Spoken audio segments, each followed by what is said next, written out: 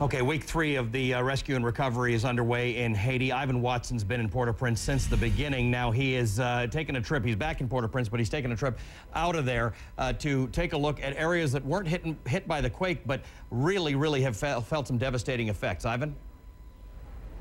Absolutely, Ali. It's week 3. You've still got hundreds of thousands of people homeless, like in the park behind me, sleeping in makeshift tents. Harder to gauge is the secondary impact of this earthquake on places that weren't physically hit, but are now seeing medical care disappearing, price of food skyrocketing, fuel, difficult to get fuel. And we took a look at one of these places. Let's watch this report. It looks like paradise. Dolphins darting through the water during the ride to Île de la Gonâve, an island off the coast of Haiti. A bit closer, and it starts to feel like you're going back in time. This wooden sailboat normally ships vital food from Port-au-Prince to the island, but the capital is shattered now, and the captain warns food on the island is running out. Locals call Île de la Gonâve the Forgotten Island. It's crushingly poor, and the earthquake on the mainland is only making things worse. I mean, this city don't hit by it, but we still feel it. Because hunger. With food prices skyrocketing, a missionary group is trying to help, bringing in 500 pounds of rice and baby formula aboard this small plane. It's completely cut off, and that's why we started coming here. She's supposed to have surgery. The U.S. military is pitching in too, with Navy doctors working at this small clinic. Hey, get LT. Some of their patients suffer from new injuries. Yeah, kid is getting hit by a motorcycle. Others have been cut off from advanced medical treatment on the mainland. Can he move his feet? Have him move his 9-year-old John Donaldson was supposed to have the pins removed from his leg at a hospital in Port-au-Prince last week. Okay, so he can't go back to Port-au-Prince? No. After several hours, the doctors leave, leaving behind medical supplies for the clinic. Kids chase them as they head back to the beach. Their hovercraft waits like some giant spaceship from another planet. The doctors are going back with some new passengers. 9-year-old John Donaldson will finally get the pins out of his legs. He has an external fixator. He has 2 of them on that he's unable to have taken out, and he's well overdue. It's something that we can do on the USS Nassau to help him. For a few hours, residents of Île de la Gonâve don't feel quite so forgotten. That's the reason why we feel very proud the American is coming. This thing you see here is the first time the Haitians see that thing. But then the hovercraft blasts off. Until the next visit, these poor people will have to fend for themselves. Now, Ali, amid all this misery, perhaps the best hope for this country are the Haitians themselves and their own resilience. Pete's going to swivel over here. Behind me, what we just noticed, there used to be a first aid clinic where we saw people literally dying on the sidewalk getting treated for serious injuries. And now we've just noticed that in the past 24 hours, locals have started setting up stalls selling trinkets, selling jewelry.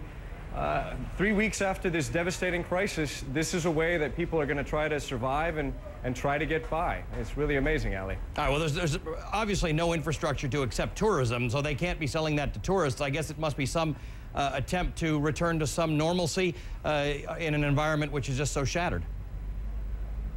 Absolutely. Trade, any way to try to make a dollar or the Haitian currency, try to feed your family. That's what we're seeing right behind us right now. All right, Ivan Watson, thanks again for continued great work. Keeping an eye on the latest developments in Haiti now, the State Department confirms 75 American deaths in the earthquake, and they say that approximately 22 Americans are still missing and presumed dead. U.S. soldiers pulled a 31-year-old man out alive from the rubble in Port-au-Prince 14 days after the earthquake. Now, they don't know whether this man was trapped in the initial quake or whether he got trapped in one of the aftershocks, but nevertheless, a fine result yesterday. The rescue effort is beginning to wind down in the search for those missing students from Florida's Lynn University. Teams are still working at the Hotel Montana, where the 4 students and teachers were staying. But in a news conference a short time ago, the president of that school now said it's time to grieve and time to heal. The United States is only giving the Haitian government 1 cent of every dollar spent on earthquake relief, according to the Associated Press. Of the $317 million our government spends in Haiti, here's how each dollar breaks down. 40 cents goes directly to the U.S. military. 36 cents funds U.S. aid's disaster assistance for things like emergency supplies. About 21 cents goes to buy and deliver food. And our government hires survivors to work at a cost of 1.5 cents per dollar. Then that last penny or so goes straight to the Haitian government. Experts say it would be a mistake to hand over too much cash directly to a government in disarray and a history of corruption. And that's just what the United States government is spending. Americans, of course, have donated millions. Other countries are putting up food, money, volunteers, and supplies, and yet the UN estimates more than 1.5 million people are going without food. And the wounded and injured are still desperate for basic medical supplies and treatment. Dr. Joya Mukherjee is the medical director for Partners in Health, who has just returned from Haiti. Give us a sense of how you left things. Yes, thank you very much, Contessa. Well, I am the medical director for the organization Partners in Health, as you mentioned. We have been engaged in Haiti with medical projects since 1987. We have a staff of 4,000 employees, all of whom are Haitian. We have no expatriate staff permanently stationed in Haiti, though many of us work back and forth with the team there to support the work. Of our 4,000 employees, 80% of them are rural poor people who serve their communities as either health workers, agricultural extension workers, and the like. And you had, so and Dr. Mukherjee, you already had a lot of those people in place. You have a long history, I know, of working in Haiti. But that being said, many of the people who work with Partners in Health in Haiti will have been affected by the quake themselves.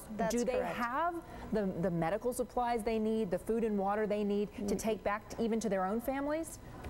So that's a great question. So in fact, I do believe that having that kind of staff, the large staff that we have on the ground, though we were not based in Port-au-Prince ever, we were able to rapidly mobilize staff to get to community level.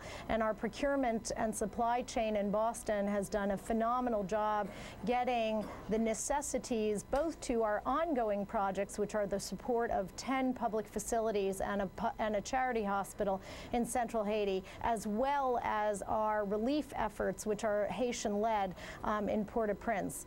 And so we do feel that our staff is able to do this work, but they're doing a Herculean job because, as you say, most of them have lost family homes in Port-au-Prince, but are still very committed to doing this work. So the United States right now is directing its people away from the immediate necessity of food. They're saying that now people can actually buy food in the market. And they're saying taking care of injuries and providing shelter now become priorities. And yet I heard a report on NPR this morning that said they went out to these tent cities and found no, people are not food secure, that when aid groups do go by, there's huge fights that develop. The strong go to the front of the line and take away the food, and the weak are left walking away with nothing. And those who do have a little money and can buy food are quickly running out of it by going to street vendors. Give me a sense of what you see when you're there in Haiti in terms of just getting food and water. Yes, I think it's a very poor understanding that there are people who can buy food and that that's even a majority or even a large minority of Haitians. Right now, the Haitian economy has been ground down. I won't say it's halted. People are trying to sell a few things, but there is very little cash in that economy right now. So even the medium-sized businesses are not able to function. And so when I have been with our team doing medical care in the field, what people are asking for is food. And just to go back to a comment you made before the interview, and I think my point as a person who works with an NGO, but an NGO that supports the Haitian government, is the idea that so little aid is going to the government. It is the government that's going to ultimately be there for the long term for the people of Haiti. And would you feel comfortable when the relief organizations are gone? Would you feel comfortable then to see the U.S. government putting more of that money directly into the hands of the Haitian government? Absolutely, I would. Absolutely, I would. And I think the Haitian government has many honest brokers, people who work closely with the Haitian government as long-term partners like our organization, that would be happy to help with the transparency and accounting issues. It's true that the government has lost much of their capacity, but there is no way to put together a long-term response without the government driving and being heavily involved in that. And so this cannot be a response led in its entirety by NGOs. And we feel very strongly that health needs to be both in the hands of the government and in the hands of local people. Dr. Joya Mukherjee, I appreciate so much you sharing your personal perspective on what's happening in Haiti and the way things should go in the future. Thank you. You're welcome. The state of your state, a year